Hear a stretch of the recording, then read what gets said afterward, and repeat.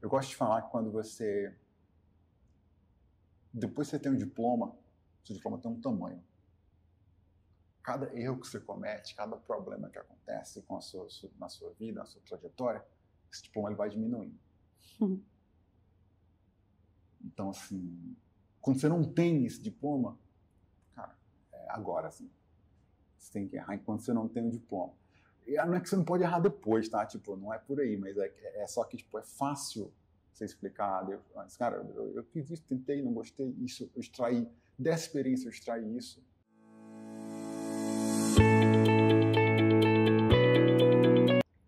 Boa noite, Lobo, tudo bem? Tudo bem, Tina? Como é que tá? Pô, tudo certo por aqui. Vamos então para mais um episódio do Unicast. Eu tô muito feliz que você topou participar. Tenho certeza que, cara, sempre eu converso com você, é uma pessoa que me traz muitos insights assim, sobre o mercado. E, pô, começa então se apresentando um pouco, fala da sua situação atual. Boa. Bom dia, boa tarde, boa noite para todo mundo que tá vendo a gente aí. Cara, Raul, 30 anos, vim de Fortaleza. Gosto de falar que vim de Fortaleza, faço questão sempre. E atualmente cara, o cargo, ele é Revenue Analytics Manager, um monte de software de letrinha em inglês, assim. Mas, cara, eu gosto de falar que eu trabalho, eu ajudo no startup, assim. Acho que startup do tamanho da ASUS, assim, do nível da ASUS, existe uma pilha de gente e uma pilha de problema. Cada pessoa pega um problema e resolve, assim. Então, é isso que eu faço, assim.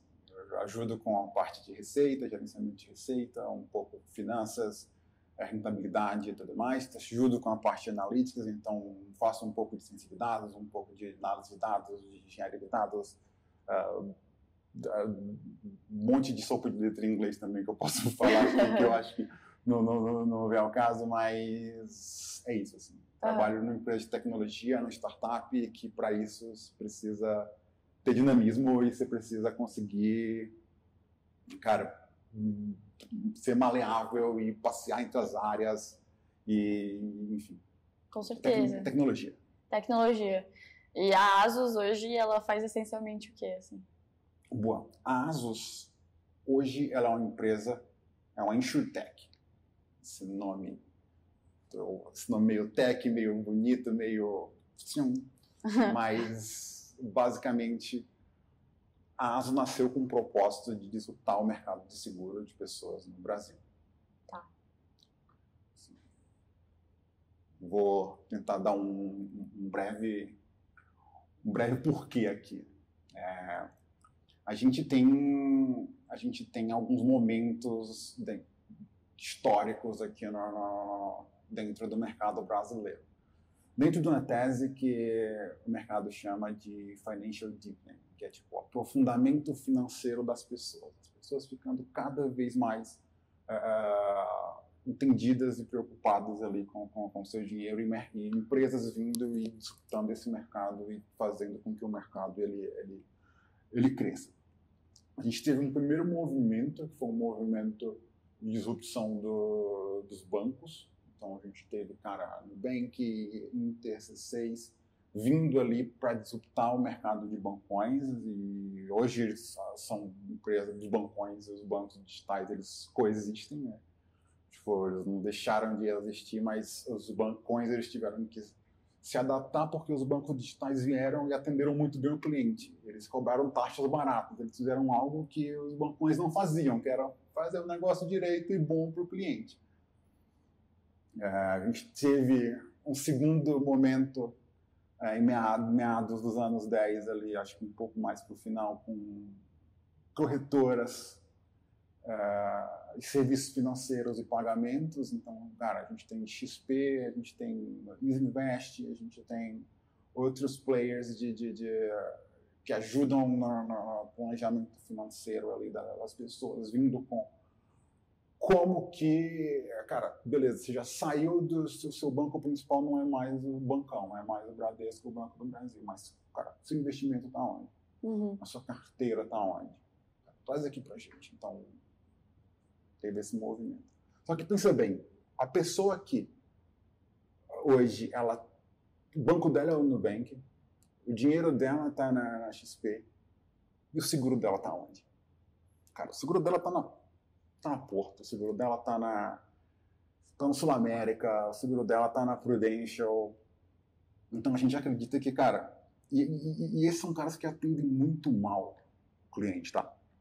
A gente tem hoje o mercado de seguro de pessoas, basicamente um mercado que ele cresce muito, ano contra ano, e ele cresce sobretudo em duas frentes.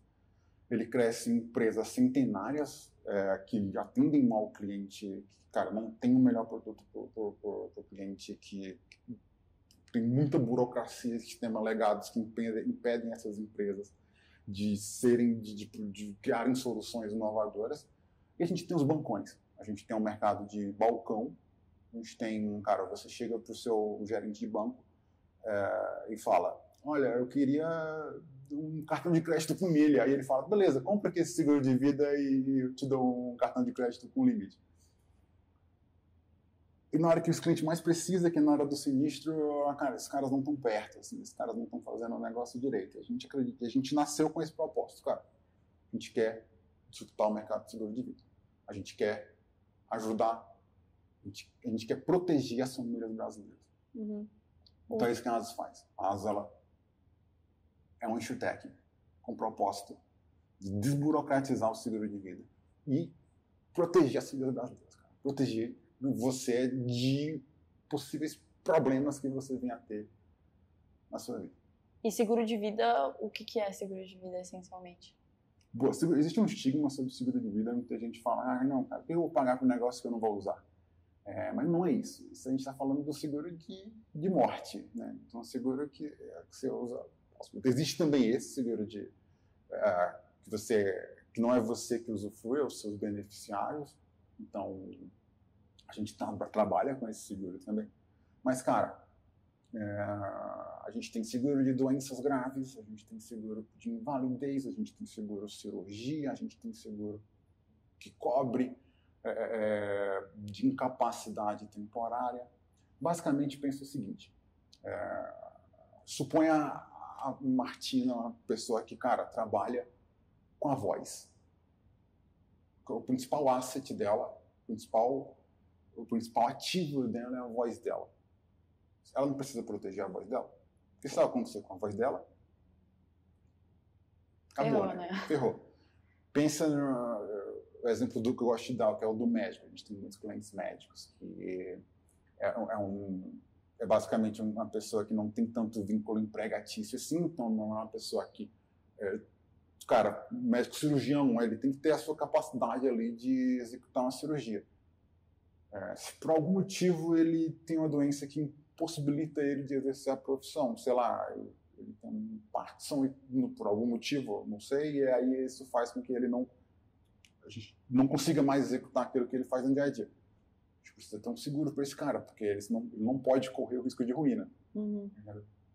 E aí essas pessoas, elas meio que pagam prazos mensalmente, assim, e vão construindo um seguro de vida.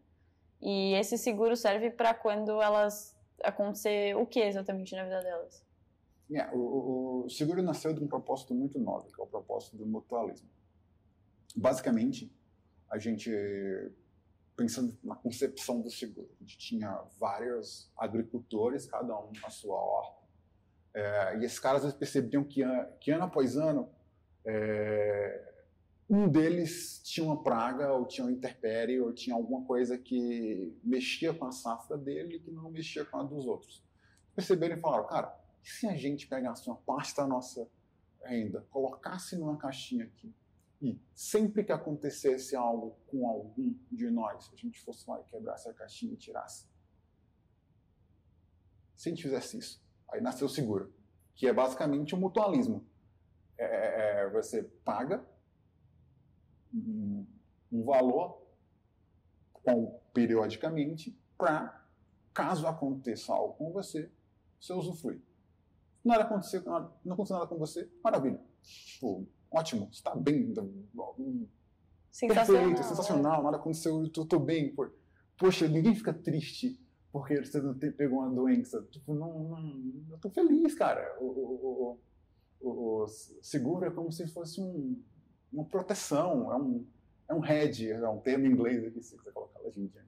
É um hedge, cara, é um negócio que você se protege, entendeu? Uhum. É um produto que você paga e você reza para não usar. É esquisito isso na cabeça de algumas pessoas, mas é isso. Mas só que, tipo, quando você usa, sua vida ela muda, porque você tá geralmente você usa quando você está passando por uma situação ruim. Então, isso é transformador. Uhum. Então, e hoje existem, assim, vários tipos de seguros para a pessoa física? Quais tipos de seguros existem hoje em dia que eu posso contratar, por exemplo? Cara, a gente tem hoje seguro de vida, então seguro de pessoas que seu benefício ele é pós-morte, mas a gente tem um seguro de doenças graves, por exemplo. A gente tem um seguro de cirurgia, então a gente, em caso de cirurgia, a gente cobre o valor dela. A gente tem um renda por incapacidade temporária, então pensa que se você é um profissional autônomo, você fica alguns dias sem trabalhar por algum motivo, alguma ocasionalidade, algo acontece com você e você tem que ficar sem trabalhar. A gente tem uma renda e a gente consegue ter um seguro para cobrir, sabe? A gente tem um seguro, cara, de invalidez, então a gente cobre, por exemplo, em caso de perda parcial ou perda total de movimentos. Então, assim, a gente tem uma carteira de portfólio de seguros. A gente é uma startup. Então, a gente é uma máquina de lançar novas coberturas. Pensa que as seguradoras convencionais, elas demoram um ano para lançar uma cobertura e a gente está lançando coisa de 8 por ano. Assim. Então, a gente quer lançar mais. A gente tem planos para 2024, por exemplo, que de lançar e trazer novos produtos para o mercado e conseguir segurar cada vez mais as pessoas. Uhum. E hoje, assim, por que isso você julga ser algo tão importante, assim? Você se identifica com o que você faz hoje? Com o propósito da empresa que você está atuando hoje? Cara, eu tenho um fit absurdo com o mercado de seguros. A primeira vez que eu conversei com alguém da ASUS, a pessoa me falou, cara, seguro de vida. Eu falei, que negócio chato, cara. Então, tem esse estigma. Tem um estigma, cara, porque negócio chato. E seguro de vida parece aquela palavra em inglês, você está aprendendo inglês, aí tem aquela palavra que você aprende, aí do nada ela começa a aparecer em todo canto, sabe? Sim. Pô, seguro de vida é isso. É aquela palavra que, tipo, você aprendeu e do nada todo mundo se vê, cara, essa palavra sempre teve aqui, eu nunca vi. É seguro de vida, porque seguro de vida tá em todo buraco, assim. Você vai ver, tipo, você vai assistir o jogo do Brasileirão, você vê as propagandas, é tudo bet, aí tem lá Prudential do nada. Você vai ver a parada de ônibus, tem um negócio da Sul-América que você nem sabia que tinha. Você vai ver, tipo, você andando na rua e você vê um negócio da Mag, e você fica, caralho, a Mag tá aqui. Tipo, vê seguradoras, elas estão em todo a Porto, você vê carro da Porto aqui passando o tempo todo. Então, e eu comecei a ver que era um mercado, tipo, muito grande. E eu comecei a ver que fazia muito sentido. Porque, cara, é uma maneira de você estar protegido, sabe? Uhum. E eu comecei a ver histórias de pessoas que a gente pagou sinistro e que... O que é sinistro? O que é o sinistro? Perfeito, cara. Sinistro é basicamente um nome segurez, e você precisa me cortar sempre que eu falar um segurez, porque segurez tem muito jargão. Sinistro é indenização. Então, pensa que você paga um valor por uma quantidade de indenização. Então, por exemplo, vou dar um exemplo esdrúxulo, não é um caso, não é uma precificação real. Você paga R$10 todo mês por um capital segurado de 100 mil. É um exemplo. Uhum. Você paga R$10 todo mês. Olha o tanto que você paga. Tipo, dei um exemplo, não é um exemplo real, mas não é um exemplo esdrúxulo. R$10 por mês, 100k de capital segurado. Ou seja, 100k de proteção. Para qualquer coisa. Você deu um exemplo do seguro de vida. Tem um seguro de doenças graves, tem um seguro de cirurgia. Mas para o seguro de vida, caso qualquer coisa aconteça, eu posso pegar esse capital. caso você venha a falecer, no caso do seguro de vida, seguro de morte, desculpa, você tem esse capital. Uhum. Obviamente tem regras para você ser indenizado, mas o exemplo do seguro de morte, ele é o mais chocante, assim, porque você vê os segurados da pessoa, você vê os beneficiários da pessoa, eles estão passando por um momento super ruim, assim, cara. O provedor da família, ele faleceu. Mas ele pagava um seguro ali sei lá, de R$30 por mês. E isso foi suficiente para poder pagar os estudos da filha. Assim. Você vê essa história e você fica, caramba, é transformador, assim. É transformador. Então você começa a ver a vida das pessoas sendo impactadas por um negócio muito simples. Assim. Uhum. E você citou que a ASUS hoje está com essa proposta de desburocratizar esse mercado. Na sua concepção, por que é um mercado tão fechado, trincado para o consumidor? Por que ele é tão burocrático? Tá, bancão, eu não preciso nem dizer, né? O nome já diz tudo, assim, cara. Balcão é aquele cheiro de fila, aquele cheiro de coisa impressa. É um mercado que atende muito monte. Cara, é um mercado que se você quer mudar alguma coisa na sua pólice, você tem que entrar na fila do banco, você tem que ligar e passar 20 minutos escutando musiquinha. É um mercado ruim. É um mercado ruim para o cliente. É um mercado burocrático, é um bancão. Do outro lado tem grandes seguradoras. Que, tipo, pode não ser tão estigmatizado quanto o bancão. Mas, cara, a gente tem Prudential, que é uma empresa centenária. A gente tem o Brasil, né? A gente tem a MAG, que é o terceiro mais antigo CNPJ do Brasil. Sabe? Nossa. Acho que é o terceiro ou quarto. Ela se gaba disso, assim. Mas pensa o tanto de carga de burocracia e de sistemas legados que eles têm. Então, eles, cara, pedem para algumas apólices, eles vão pedir exame para poder você ser segurado com um check-up de saúde. E demoram, sei lá, 20 dias para poder emitir uma apólice, 30 dias para emitir uma apólice. A ASUS, 50% das apólices são emitidas em um dia útil e a gente não pede exame. Assim, a gente veio para mudar isso, para ser menos burocrático. A ASUS é a única empresa do mercado que faz... a gente checa, a gente verifica na receita se o CPF ele foi baixado para conseguir correr atrás de pagar o sinistro. A gente quer pagar a indenização, porque a gente quer servir bem o cliente, servir bem o segurado. Mas com o aumento...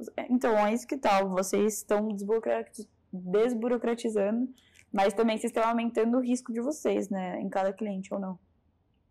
Sim.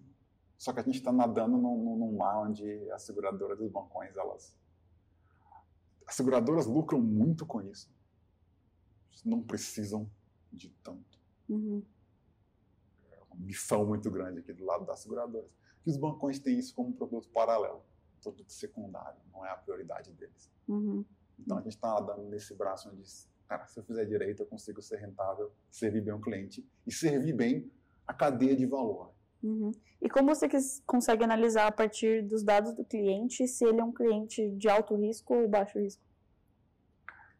Tem uma faculdade só para isso. Pode ser que alguém esteja assistindo a gente. Essa faculdade se chama Ciências Atuariais. Nossa. Que é justamente a turma que decide precificar risco. A gente não tem cliente ruim. A gente tem cliente mal precificado. Esse é, primeiro, no seguro é isso. A gente não tem risco ruim. A gente tem um risco mal precificado. Se eu precifico bem o meu risco, eu tenho uma boa carteira. Uhum. Então, a gente tem um excelente time de seguros de subscrição. Subscrição, por favor. Certo. Subscrição, basicamente, é o processo de aprovação de um segurado. Então, cara, como que funciona ali a precificação daquela pólice ou contrato de seguros. Uhum. Então tem um time que cuida disso. Mas quais são os maiores desafios assim desse mercado de seguros?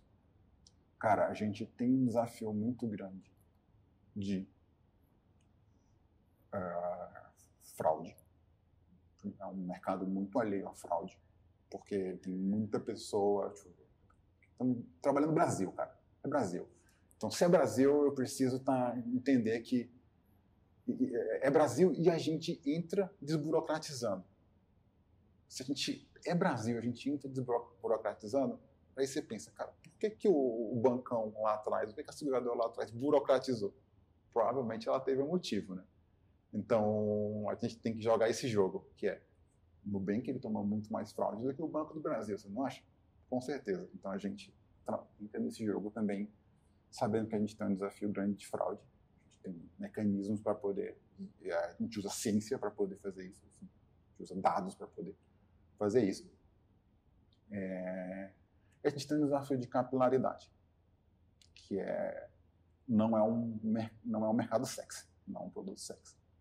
É um produto que você não chega na mesa do bar na sexta-feira e fala para amigo, você não sabe o que aconteceu. Eu comprei uma pólice de seguro, top. Sensacional. É um negócio que você compra, você deixa debaixo da mesa, você não quer olhar nunca mais. Porque aquilo, você só quer olhar para aquilo assim e falar, pô, tô protegido, beleza, deixa aqui. E quer esquecer daquilo. Então, esse trabalho de capilaridade é um trabalho que a gente tem que jogar esse jogo também. A gente tem estratégias para poder também criar essa conscientização, criar essa importância, ter produtos paralelos também que consigam fazer com que a gente monte uma carteira de produtos para o cliente. Enfim, tem muita coisa por trás. Não, eu imagino, assim, e eu até tô um pouco curiosa, na verdade, para entender como que você chegou nesse mercado, né? Geralmente não é um mercado que eu vejo muitos universitários saindo direto da faculdade, é uma coisa que eles meio que se descobrem no meio da trajetória profissional e vão, seja por propósito, seja por motivos financeiros, etc e tal. Então eu queria entender, voltar um pouco no tempo, saber o que você fez de faculdade, qual foi o curso que você fez. Boa. Eu, como algumas pessoas de Fortaleza, na verdade muita gente de Fortaleza, eu fiz ITA, eu vim de lá para cá para poder fazer o ITA, fiz engenharia civil, então dando um pouco de contexto sobre como foi ali minha trajetória na faculdade, né? Cara, primeiros anos, primeiro você estuda muito para entrar, então, cara, uma prova super difícil, concorrida e tal. E eu cheguei na facul com aquela onda de que, cara, eu preciso também ter capabilities extracurriculares, não adianta só ser bom aqui na matemática e na física, eu preciso mandar bem em outras coisas. Dediquei bastante a atividades extracurriculares, assim, então participei ativamente do centro acadêmico, eu fiz o percurso convencional ali, tipo, de trabalhar 2 anos, ser presidente no Ocean, fui presidente do centro acadêmico do ITA. Trabalhei um pouco em empresa júnior também na época, joguei hand, então, sei lá, eu treinava 2 vezes por semana handball. Tipo, tinha coisas que eu não abria mão, assim, que era ter a minha vida associativa bem ativa. E ali nos primeiros anos, né? Cara, estudava, tipo, eu tinha que estudar e bem eu achava que eu entendia que tirar notas boas ia me abrir alguma porta, eu não sabia qual. E aí nos primeiros anos também eu aproveitei para estagiar muito, assim, a gente tinha muito summer job na época, tinha muita coisa aberta de, tipo, você vem, fica 3 meses, num trabalho, um projeto meio rápido, sei lá, 3 meses ali, você conhece a empresa, conhece o mercado e tal. E eu aproveitei para estagiar muito, assim. Eu fiz 3 estágios nos 3 primeiros anos. Eu fiz um estágio na FIEC, Federação de Indústria do Estado do Ceará. Engraçado falar isso, a gente está aqui perto da Fiesp, né, aqui no escritório da ASUS. Estagiei na FIEC, um projeto lá de engenharia civil, meio de inovação, para trazer, estudar projetos inovadores para o mercado cearense, fiz lá no Ceará. Esse foi um summer job. Fiz outro summer job na Odebrecht, cara, fui para Mato Grosso, trabalhei na BR-163, um projeto tipo, gigante, uma das rodovias mais importantes para o escoamento de soja do Brasil. Trabalhei nesse projeto também 3 meses. Trabalhei numa startup também no Brasil de engenharia civil, que trabalhava muito forte no mercado de Minha Casa Minha Vida, chamou Le Casas. no terceiro ano lá no Ceará também. Eu tava nessa onda de, cara, eu precisava conhecer o máximo de coisas. E eu tava muito na engenharia civil, você percebeu ali que foi engenharia. Só que coisas totalmente diferentes, tá? Tipo, um era mais um negócio mais de inovação, o outro que era mais obra mesmo, o outro era mais, tipo, de cálculo estrutural, parará. Eu queria muito aproveitar esse momento para poder dar uma errada, assim, tipo, eu acho que é bom você errar na faculdade. Errar que eu falo, tipo, você ir pro mercado sem muita tensão, assim, cara, estendido. Eu vou aqui, fico 3 meses, vejo como é, se eu não gostar, e se eu gostar, maravilha. Eu tiro prós e contras dessa experiência e tal, e eu tenho vários, assim.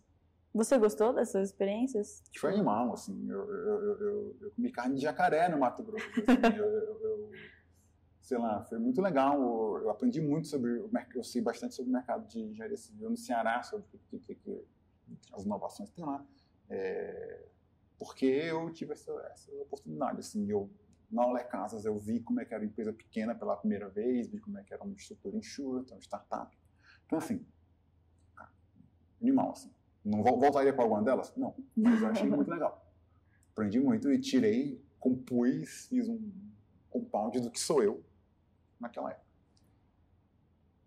Passados esses anos, cara, veio a chance de fazer duplo diploma, de ficar 3 anos fora.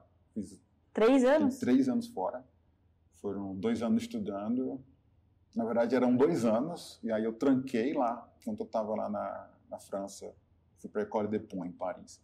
Quando eu estava lá, eu tranquei 1 ano para poder estagiar, então eu estagiei 1 ano entre um ano e outro, de 1A e 2A.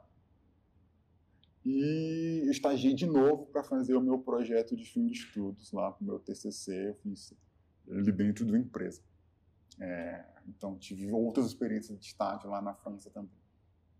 Uma foi com cálculo estrutural, cara, cutting edge, tá ligado? Tipo, tecnológico, um negócio, trabalhando com fachadas leves, uma tecnologia super difundida. Trabalhei na Alemanha, tá? Fui para a França, mas fiz um intercâmbio, intercâmbio dentro do intercâmbio. Uhum. Eu fui para a Alemanha e trabalhei numa empresa lá de estruturas leves, cara, eu acho que o sonho de qualquer engenheiro civil, assim, trabalhando com estruturas, cálculo, super tecnologia, super projetos, aquela coisa linda. Tem um projeto que eu me orgulho de ter participado, de ter ajudado e tudo mais. Fiz o meu projeto de fim de estudos numa empresa de estruturas também, só que focada em meio ambiente. Então, era uma empresa que focava na parte de análise de ciclo de vida, de balanço carbono, então como que eu crio estruturas mais sustentáveis. Assim. Então, perceba que eu falei 5 estágios. Exato. Isso durante... E aí eu formei em 7 anos. Então, a média tá boa aqui, né? Tá quase os gols do Cristiano Ronaldo por partida. No meu caso, estágios por ano. E foram todos super experiências. Assim. Não voltaria para nenhuma delas, mas todas elas me fizeram compor o que eu sou hoje. Assim. Uhum. E essa quantidade, assim, muitas pessoas têm a oportunidade de fazer 1 ou 2, né? Estágios fez 5 ou 6. Então, queria entender da sua parte até...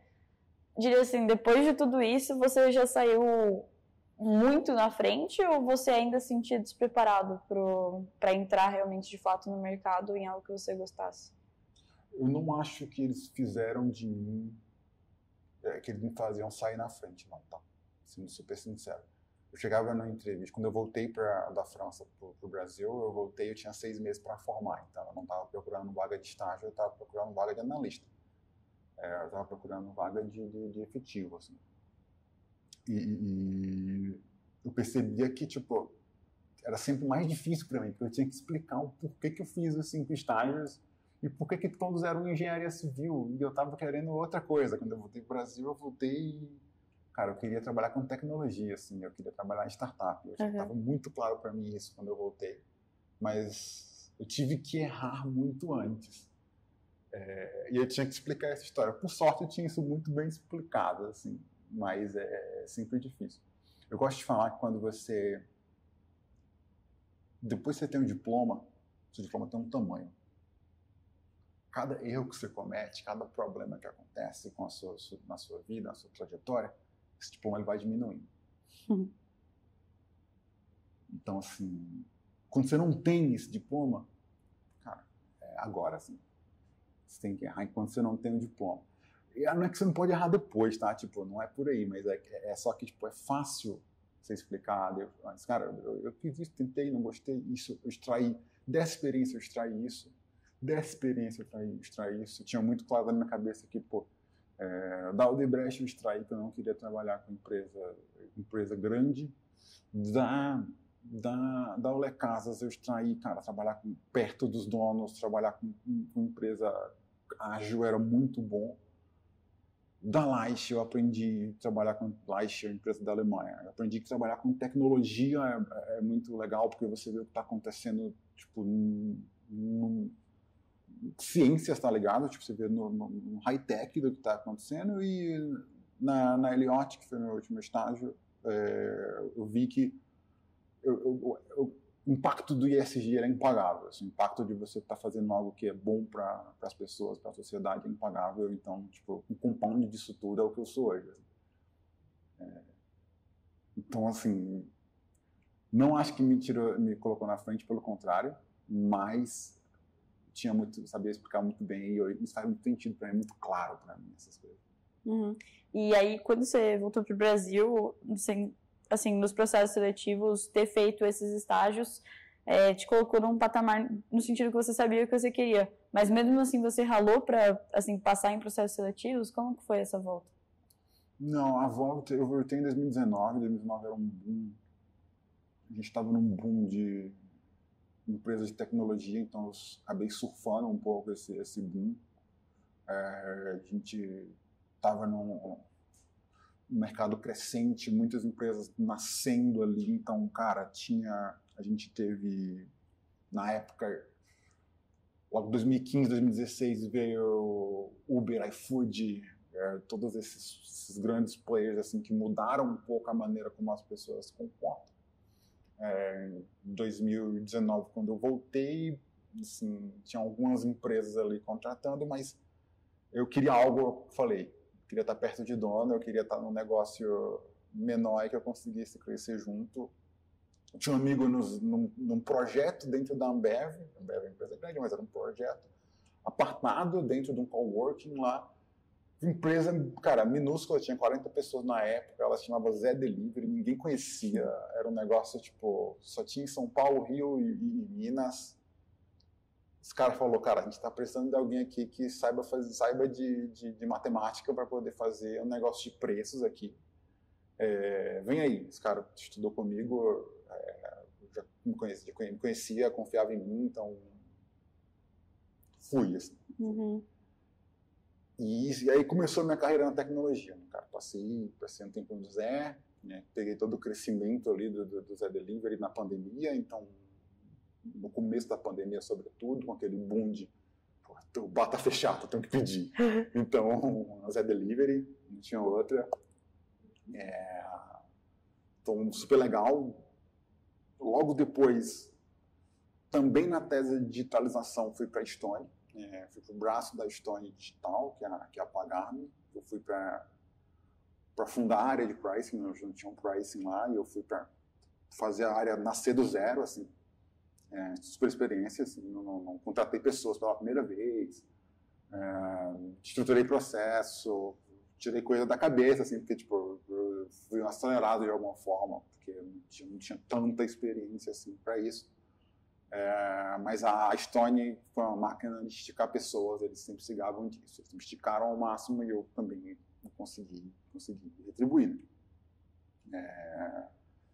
É isso, cara. Tive uma experiência na Stone, passei por algumas áreas lá, e em algum momento eu pensei, cara, legal, Zé, Ambev, Pagar.me, tem Stone. Stone tem uma carinha de startup, jeitinho de startup, mas é uma empresa com seus 12 mil colaboradores, Stone mais links.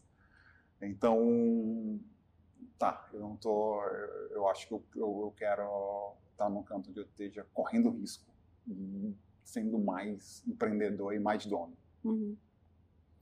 E eu preciso de mais fit com o produto, assim, eu tinha... O Zé é muito bacana, muito legal, era muito bacana chegar no rolê e falar, e bancar a brecha de todo mundo, porque eu pegava na hora, gelado, todo mundo, uau! Estranho, era muito legal, a empresa é muito jovem, muito dinâmica, mas fit com o produto é um negócio que mexeu comigo. Assim. Ser mais dono, fit com o produto. Então, é isso que eu tenho aqui na Asus e isso que fez minha trajetória até aqui. Uhum. E dessas experiências, os a Delivery, a Pagar.me que você estava, o que você fazia essencialmente em cada uma das duas? Tá, no Zé eu tocava a parte de preços. Assim, empresa pequena, então vi um crescimento muito grande. Depois que eu saí, o crescimento foi ainda maior. Então, eu era a única pessoa que mexia nos preços, que colocava os preços, as promoções. Então, tão simples quanto isso, ao mesmo tempo tão complexo. Cara, quanto que eu cobro numa Stella long neck? Uhum. Eu sabia quanto eu cobrava em cada uma das cidades. E o porquê. E quanto de rentabilidade isso dava, e quanto que isso se pagava. E se eu diminuo 10 centavos de um, quanto que eu aumento de vendas e por aí vai. Então, a gente fez o que eu fazia lá. Entre outras coisas, tá? Estou simplificando. E na Pagar.me também fui para a área de preços, fui para a construir de preços, como eu falei, tinha que o desafio de decidir qual era o preço e aprovar o preço de cada cliente que entrava. Uhum. Então, a gente tinha estruturas de custo, tinha que centralizar essas estruturas de custo e drivar o time comercial através de preços, assim, dizer, cara, esse produto ele tem tais ranges de preço, a sua negociação ela tem que ser assim, tem que ser assado. E criar uma estrutura onde a gente aprove esses preços que não deixa a margem da companhia cair. Uhum. Que é basicamente o comercial quer vender mais barato e o financeiro quer vender mais caro. Tem que ter alguém ali que faça meio termo. Uhum. E esse alguém era eu e meu time. Mas você já era, tipo, líder de um time, então, na Pagar.me? Isso, eu criei o time. Então, eu fui como a pessoa que ia criar. Então, cheguei, acumulei tudo em mim. Então, falei, joga pro pai que o pai resolve. O pai não resolveu nada. O pai só acumulou função e o pai sobrecarregou. O pai trabalhou várias vezes até as 10 da noite, às 11 da noite, para poder entregar as coisas. Só que aí as pessoas foram e viram, pô, esse cara tá fazendo, né? Não sabia não, mas... Importante é fingir. Importante é fingir bem. Não sabia, mas tipo, eu tava dando gás, eu tava dando o meu melhor. Eu tinha ido com esse negócio, vamos criativo. E aí falei, cara, se a gente fizer assim, assim, assado, essa pessoa faz isso, essa pessoa faz aquilo, essa pessoa faz aquilo, a gente contrata. E aí dá certo. Beleza. E aí fomos pro mercado fazer entrevista. Minha primeira experiência como líder. Como que foi isso, né? Liderar pessoas é sempre uma tarefa muito difícil. Uma tarefa muito difícil, sobretudo quando você é um bom executor, que você coloca expectativas nas pessoas. Assim, e tem vários aprendizados sobre liderar pessoas. Cabe um podcast só para liderar pessoas. Vamos entrar 5 minutinhos nesse tema que eu quero aprender, assim, da experiência de uma pessoa que foi líder aí pela primeira vez. O que você absorveu disso? Cara, primeiro, eu tive vários erros. Posso falar meus erros? Acho que é melhor. Lógico. Eu tive alguns erros no começo. Todo líder novo tem uns erros, eu tive os meus. Primeiro, achar que eu conseguia ensinar tudo para todo mundo. Assim, esse foi o meu primeiro erro. Tinha várias coisas na minha cabeça que eu falava, cara, isso aqui... Contrata essa pessoa aqui que eu vou conseguir ensinar para ela. E nem sempre é assim. Tipo, nem sempre eu preciso ser assim. Eu achava que eu ia conseguir, tipo... Em 6 meses, tirar a pessoa de um lugar para outro. E não é bem assim que as coisas funcionam. Acho que cada um tem o seu grau o seu nível de ramp-up, né, de crescimento. E tem isso, assim, não, as pessoas são diferentes. Acho que, em resumo, as pessoas são diferentes. Eu achava que... Eu gosto muito de trabalhar com independência. Assim, eu não gosto de micromanagement. Eu gosto de, tipo, trabalhar tipo, de entregar e tudo mais, mas ter a minha independência. Tem pessoas que não gostam. Pessoas que gostam que preferem que eu esteja, cara, uma vez a cada 2 dias, faça um checkpoint com ela para saber, e aí, o que você fez? Aí, tudo bem?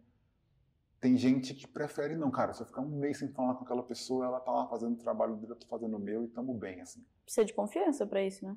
Claro, só que, tipo assim, eu sempre gostei de confiança, então, e meus líderes sempre tiveram muita confiança em mim. Então, o maior aprendizado é não projetar você nas outras pessoas. Entender que as pessoas, elas são singulares. Cada um tem a sua motivação, cada um tem a sua peculiaridade. Então, isso foi o que eu tirei, sabe? Uhum. Com certeza. E o que você extraiu de bom, assim, nesse sentido? Então, quais foram as coisas que te surpreenderam positivamente sobre ser um líder? Cara, é muito gratificante quando eu saí, eu vi as pessoas que eu liderei. Sei lá, quando eu abri uma planilha de uma pessoa que eu liderei, a planilha dela tava, cara, de um jeito assim, que eu via que parecia que era minha, assim. E eu vi aquela pessoa me agradecendo por eu ter ensinado ela alguma coisa, tipo, acho que essa é a principal mensagem, assim. Uhum. Como que você consegue deixar sua marca na vida da pessoa? Eu gosto muito de falar isso, tipo assim, eu sempre falo, you don't pick a job, you pick a boss. Uhum. Você não escolhe um trabalho, não escolha um trabalho, escolha um chefe. Um bom chefe. Um bom chefe. Um bom chefe. Porque um bom líder é um cara que vai te rampar muito mais do que um bom trabalho. Nossa, imagina, eu acho que ter um líder muito bom é algo que te proporciona um desenvolvimento muito maior, independente exatamente do que a empresa faz, né? Com certeza, cara. E esse líder bom, ele vai te alavancar dentro da empresa. Se a empresa ou o projeto dentro da empresa estiver dando errado, ele vai para outro projeto, ele vai te puxar. E se a empresa estiver dando errado, ele vai sair da empresa, vai te puxar também. Tipo, você tá com um líder bom, ele vai, tipo, você vai quase que entrar na crista dele e você vai indo, assim, tá? Mas hoje, quando você presta, por exemplo, da perspectiva de uma pessoa que está ainda na graduação, quando você presta esses processos seletivos e entra meio que cai de paraquedas nessas empresas, você não consegue escolher o seu líder, né? É uma coisa meio, tipo, tem um monte de caras e mulheres que você não conhece e você não tem como saber qual que é ali, qual que é especial, qual que vai bater energia. Nesse caso, como que fica essa situação? Né? Boa, cara, excelente pergunta. E até esses dias eu fiz uma entrevista com uma pessoa, eu adorei a entrevista. A pessoa, ela me escrutinou, ela me fez várias perguntas. Eu fazia uma pergunta para ela e ela me devolvia. Eu adorei, assim, eu adorei esse papo. Porque eu acho que a entrevista é uma via de mão dupla. A decisão de trabalho era uma via de mão dupla. Você pode, tipo, cara, vou tentar aplicar aqui, a primeira coisa que aparecer eu pego. Peraí, né, cara? Você tem tempo para escolher, você consegue, tipo, dar um pouco de luxo ali. Acho que, sobretudo nas faculdades com um pouco mais de excelência, você consegue se dar um pouco mais de luxo de... Tá, quem vai ser meu chefe? O que ele fez da vida? Quem é ele no jogo do bicho? Quem é ele na fila do pão? Uhum. É um cara que eu crio um mínimo de fit, um cara que eu crio um mínimo de admiração. Cara, se a resposta for não sei se está indo no caminho certo. Assim. Então dá sim. Com certeza para esses programas trainees, para programa tipo onde você, ou consultoria, por exemplo, que você não sabe muito bem, eles têm um pouco de job rotation, um pouco de tipo rotabilidade de chefes, de líderes, aí fica um pouco mais complexo mesmo. Aí vai muito mais do que a empresa faz, de ter segurança sobre isso, qualquer outra coisa. Mas quando você passa num processo seletivo macro, você tem a oportunidade de conhecer vários gestores, ou no fundo você vai ter uma entrevista lá com um gestor e se não der certo, não deu? A maior parte das entrevistas são para uma vaga e essa vaga tem um gestor, né? Então... É meio aleatório, de certa forma. É aquele gestor, assim. Mas aí você também pode chegar, cara, esse gestor não é um cara que eu gosto, assim, sei lá, ele foi rude comigo, tá, tô indo no caso extremo, mas não precisa ser assim. Uhum. Mas a minha dica é, cara, vai pra entrevista como se você estivesse avaliando também a pessoa que está te entrevistando. Por quê? Porque, tipo, o mercado, ele é aquecido, cara. Tipo, se você for uma pessoa boa, você não vai ficar sem emprego. Então, não precisa ter medo de... Não vou... Pode parecer um pouco classista o que eu estou falando, mas as pessoas boas, elas não ficam sem emprego. Você não pode ir por entrevista passivo, sabe? Tipo, achando que eu tenho que responder tudo que ele quer. Não, cara, faz uma pergunta para ele. Fala, o que você menos gosta na empresa que você está hoje? A resposta vai ser excelente, com certeza, porque ele vai dizer exatamente como ele está se sentindo. E eu gosto quando as pessoas me perguntam, elas me provocam, e eu sou sincero, eu falo, cara, eu não gosto de A, B, C. O que você mais gosta? Eu gosto de A, B, C. Enfim.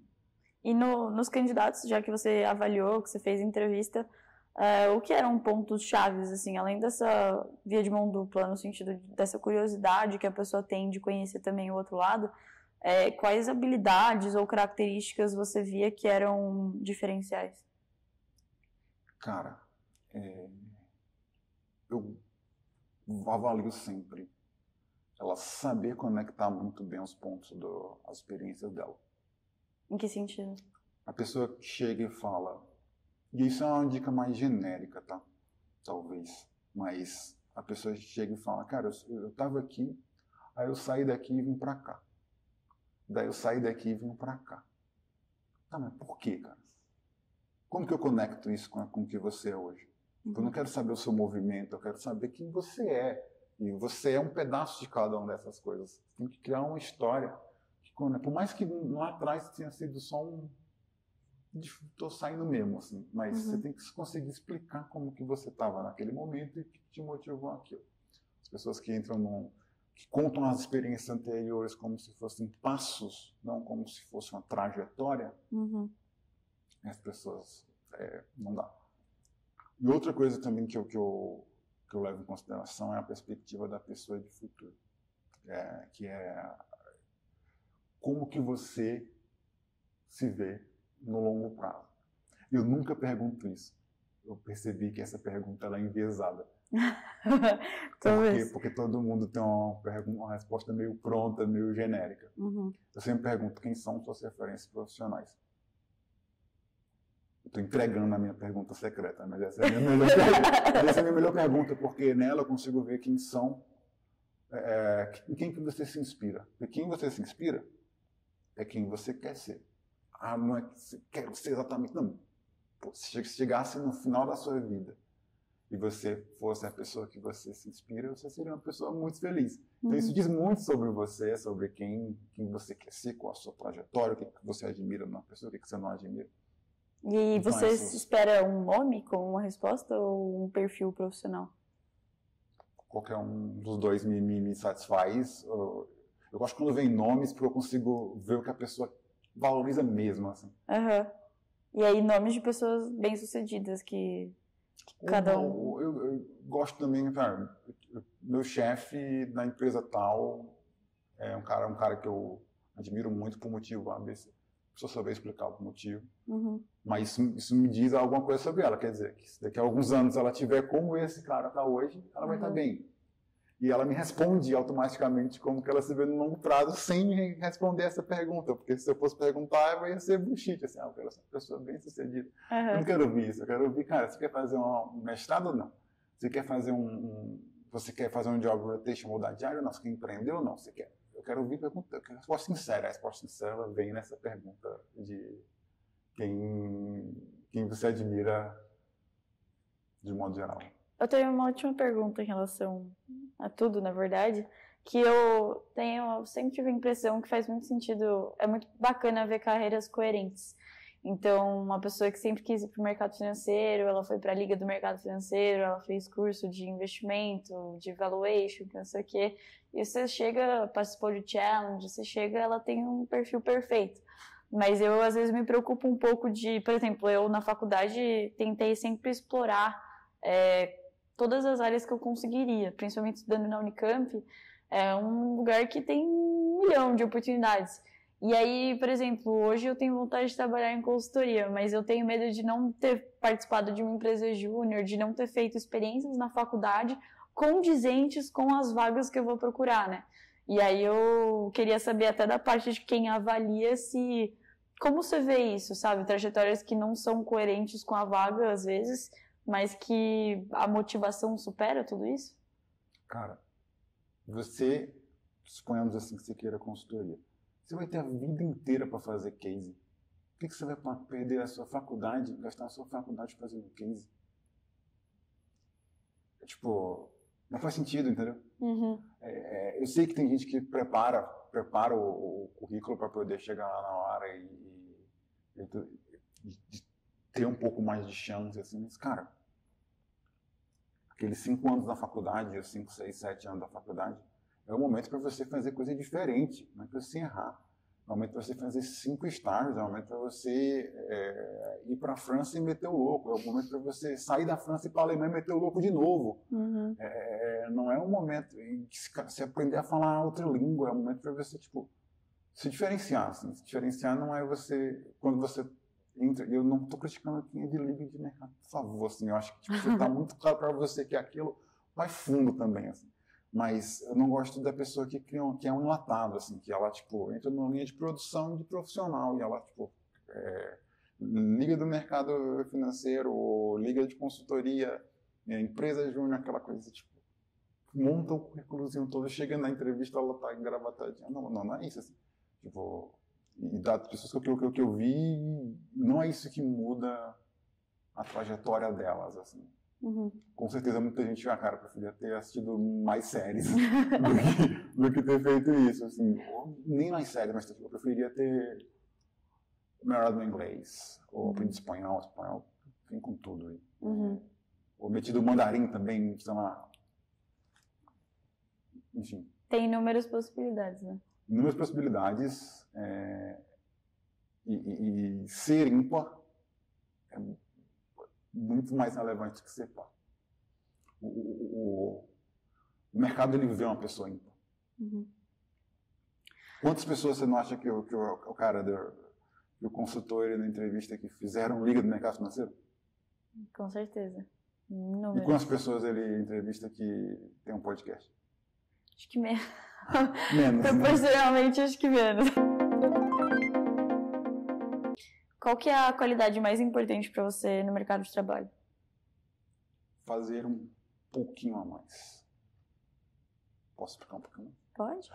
Eu acho que as pessoas, elas, sobretudo a geração que está entrando agora no mercado, ela se condicionou a fazer um mínimo. Acho que até a mediana é muito próxima do mínimo, assim. Então tem muita gente fazendo o mínimo, fazendo as suas horas ali indo para casa. Você faz um pouquinho a mais, eu falo um pouquinho a mais porque tipo, eu não quero que exista uma geração de pessoas fadadas com ansiedade e com burnout, não é isso, assim. Tipo, cara, faz um pouco a mais todo dia, tipo, não é horas, é tipo, me pediram A mais B, Bzinho. B minúsculo. B minúsculo. Cara, te pediram assim, faz um pouquinho mais, dá um pouquinho melhor. Tenta florear um pouquinho mais. Você vê que você vai destacar naturalmente. Assim. Para o seu líder e para os seus pares. Porque os seus pares também vão te olhar assim e falar, pô, esse cara ele é diferente, isso é diferente só porque aquele PowerPoint foi daquela cor, aquela análise foi daquele jeito, um pouco de precioso. Qual foi a sua maior conquista profissional hoje, pensando? Cara, não tenho dúvidas, a minha maior conquista profissional, ela não foi profissional, ela foi acadêmica, que foi eu ter passado no vestibular, que eu acho que é o mais difícil do país. Mas aí, voltando para o profissional, ter construído o time, ter construído uma área é incrível. Assim. Hoje o time existe, tá lá, tem gente lá. Tem alguém que pegou minha cadeira, que não existia, eu criei a cadeira. Eu acho muito fantástico isso. Ela tá fazendo aquilo ainda? Tá. Ela tá fazendo um negócio que eu criei. Que loucura. Fala uma habilidade que você ainda quer desenvolver. Eu falo difícil. Eu tomo esse feedback muitas vezes, assim. E grandes líderes, o que grandes líderes têm em comum? Não sei. Vou falar de política não, mas o que Lula e Bolsonaro têm em comum? Cara, eles falam fácil. É verdade. Eles falam para... Eles, não estou falando que eles são grandes líderes, mas o que grandes líderes têm em comum, eles falam fácil. E falar, eu tenho uma aula de falar muito de coisas que eu leio e as pessoas têm hábitos de leitura, não têm hábitos de leitura tão rebuscados, falar de coisas que, sei lá, eventualmente eu ouço, eu estudo e não necessariamente. Cara, precisa falar mais fácil, precisa falar com pessoas. Não adianta eu saber se eu não falar com pessoas. Fala um livro que você recomendaria. Cara, vamos lá, Good to Great, Jim Collins. Incrível livro sobre empresas, tradução empresas feitas para vencer, eu acho.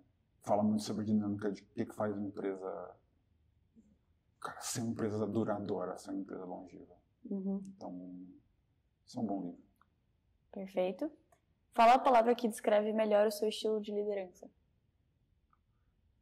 Cara, precisa ser uma palavra? Não falamos. Autonomia. Uma habilidade que te ajudou muito na sua carreira. Fazer continha. Fala o profissional mais inspirador que você conhece. Cara, uma pessoa... Profissional mais inspirador. Pode ser a lua ou o limite. Cara, Gustavo Franco. Qual profissional você gostaria de ver aqui no Unicast?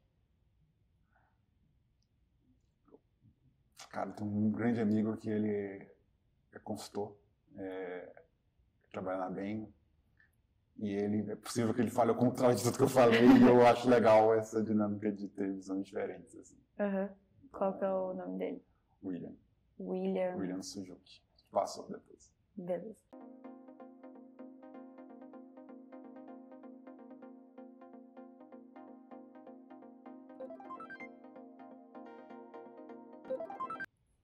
Boa. Dica número 1. Erra muito. Faculdade é para errar. Então, quer trancar a faculdade para ficar 6 meses fazendo nada e você acha que tipo, isso vai te agregar valor, vai lá e faz. Você acha que o intercâmbio que vai te agregar valor, vai lá e faz. Você acha que tipo, fazer vários estágios vai te agregar valor, vai lá e faz. Faculdade é hora para errar. Assim, cara. O momento que você tem da sua vida, você não tem tantos boletos assim, é um trade-off tão duro. Então, cara, vai lá e erra. Número 2, ela vai contrastar com a 1, porque depois que você forma, aí você tem que pensar 2 vezes, porque o boleto vem, porque a vida vem, porque o trade-off fica caro, fica mais difícil explicar quando você comete um erro. Sei lá, o analista de FP&A das lojas americanas, ele não deve estar com muita facilidade para se recontratar hoje. Então, assim, pensa bem quando você for entrar num navio, num foguete. A dica é, cara, foguete dá ré. Tá? Então, um foguete ele explode, você tem que saber que você está entrando. Esse negócio de foguete não dá ré, não existe. Foguete ele dá ré. Foguete explode. Então, cuidado quando você for entrar no negócio que vai explodir. A dica número 3 é, cara, dê sempre um pouquinho a mais. Acho que a média das pessoas, ela... assim, tem muita gente boa no mercado, mas na média as pessoas elas estão entregando aquilo que é demandado naquelas 8 horas. Se você der um pouquinho a mais, você vai ver que esse 1% todo dia vai gerar um juros composto assim, que vai alavancar muito rápido a sua carreira. Show. Queria agradecer demais a sua presença, Lobo. Foi sensacional bater esse papo com você. Vou deixar aí um espaço final para você dar recados, coisas que você queira reforçar. E é isso, obrigada mesmo. Cara, eu que agradeço. O projeto é incrível. Falar para a universidade, conseguir deixar um pouquinho da minha marca e, sei lá, falar um pouquinho de startup, seguro, trajetória, cara, incrível. Espero que as pessoas vejam e que as pessoas gostem. These my dollars make it hurt.